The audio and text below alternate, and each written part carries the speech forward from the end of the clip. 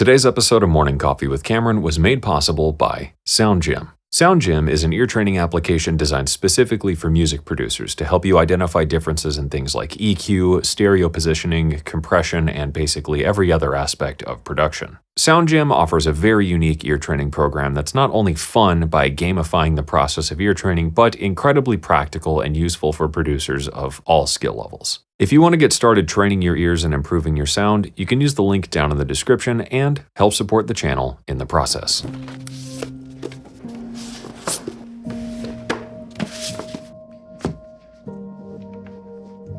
Howdy doody buckaroonies, and welcome back to another episode of the Ding Ding Mustache Music Feelings Fun Show. I have done a lot of things to try to enhance my creativity and by extension my life. Things like courses and collaborative projects and meditation and exercise and eating better and practicing and a little bit of enhanced reality. But I think the one thing that has resulted in the most what I would consider consistently measurable progress for my creative work has been reading.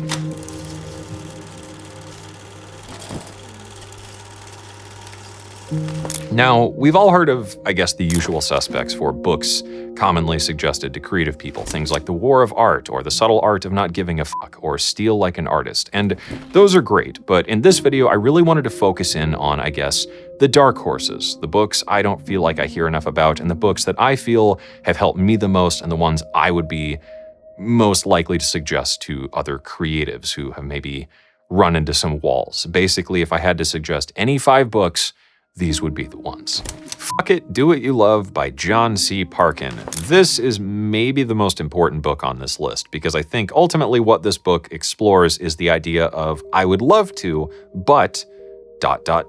If you feel like you're creatively stuck or spinning your gears or out of ideas or whatever, this is absolutely the book for you.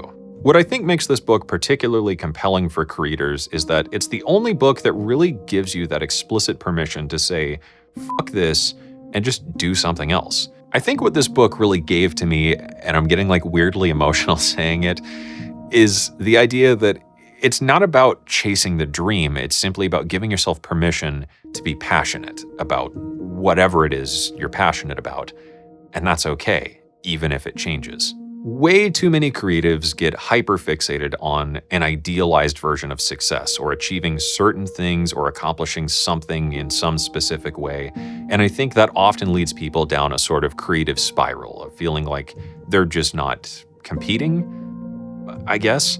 Ultimately, this book is like the guidebook of excuses we give ourselves to not do something, to not try, to not care as deeply as we really want to not spend time with our family and put in the grind, or to work on YouTube videos instead of finishing that song we were so excited about the other day, and to not feel like we're doing the right thing. Essentialism by Greg McKeown. Man, what a read. This is probably the most important book I've read lately, and this was just a total eye-opener for me because it's really about learning to understand what is absolutely essential to your work and to your process. Essentialism, in my mind, is a book about applying the ideas of minimalism to everyday life and work, and by extension, the creative process.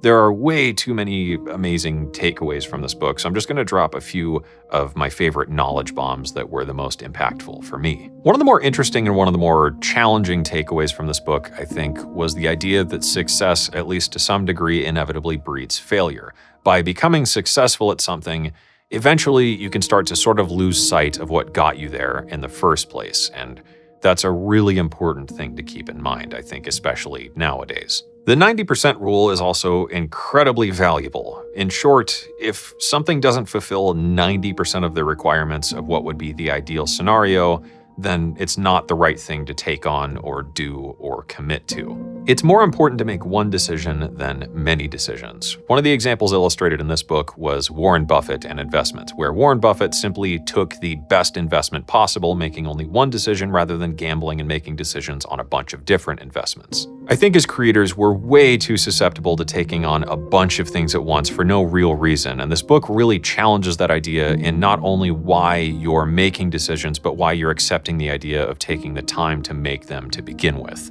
I think if I had to put it down to one thing this book taught me that was the most valuable was simply the idea of setting boundaries, in that there is the idea of hell yes and there is no, and there is no compromise between those 2 points. And perhaps that stems from some degree of privilege, I guess, but it's a really important way to look at things, because if you're dedicating your time to something, you have to really be 100% sure of why you're doing that.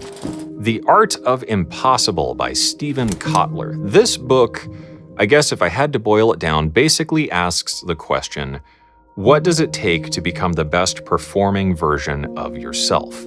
Now, I know right off the bat, this book sounds like a bunch of new age woo-woo bullshit, but Steven Kotler is actually a leading researcher in this field, and everything in this book is actually backed up by real studies and evidence and not TikTok trust me bro-isms. I think for me, one of the most important takeaways from this book was the idea of understanding motivation as a sort of intrinsic thing and being willing to lean into your passion to generate willpower that creates that intrinsic sense of motivation, and understanding that it's about leaning into the idea of becoming simply obsessed with whatever it is that you're trying to do.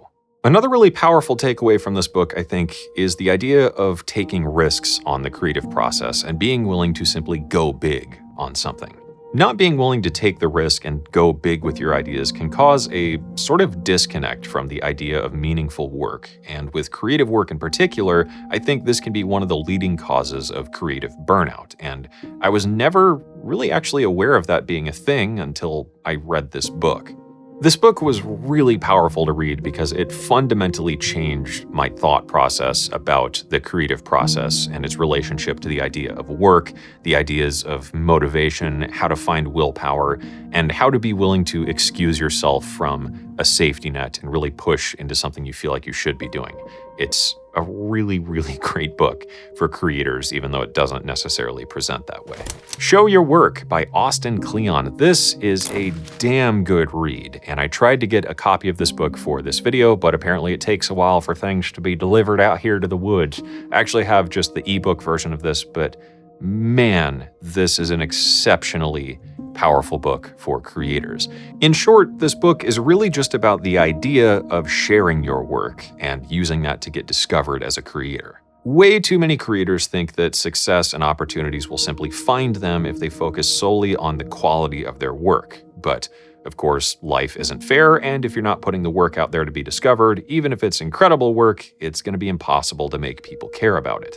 One of my favorite ideas from this book, and one of the most valuable ideas, I think, was the idea of being willing to work like an amateur regardless of what stage of your creative profession you're at, because amateurs really have nothing to lose. And when it comes to sharing your work and getting it out there to the world, you don't care what people think. You just do the work, you're happy with it, and out it goes. And that's simple, but just such a brilliant thing that I think a lot of creative people need to hear. The idea of hearts and not eyeballs was also really a standout thing for me in this book, because we live in this weird era of the TikTokification of everything. It's really about getting people to care about your work and not simply focusing in on the numbers and other vanity metrics of people looking at it.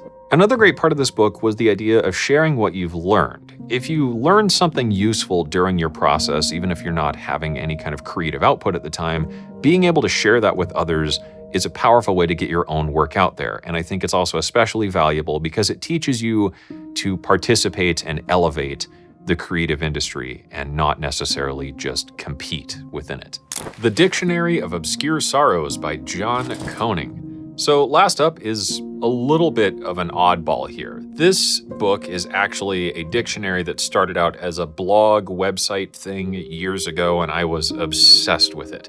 It's basically a collection of words to define feelings and moods and ideas and things that you just can't quite put a name to, and it is really interesting.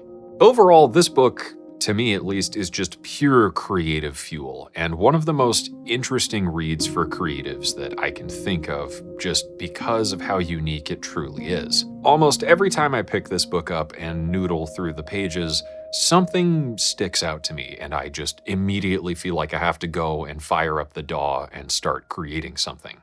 I guess I will warn you that this is maybe a pretty dark book at times, But it is a very interesting book to sit there with a cup of coffee and skim through, or to open up when you can't sleep and just spark an interesting idea that you just can't shake. I think this may actually be one of my favorite books I own because it presents as this sort of dictionary, so there's essentially unlimited reread value there. But the interesting twist with that is that based on the amount of time that has passed since you last read it, you've grown and had new experiences in life and things have changed and whatever. So every time you read back through it, it presents itself in a different way. And I don't know that I've really ever had that experience before with a book, and this in particular really stands out to me. So if you're looking for something just to get inspired from, this is a really great book for that, I think. I think what's really powerful about books like these is that it presents more of a, at least somewhat objective viewpoint of what you're doing, why you're doing it, and just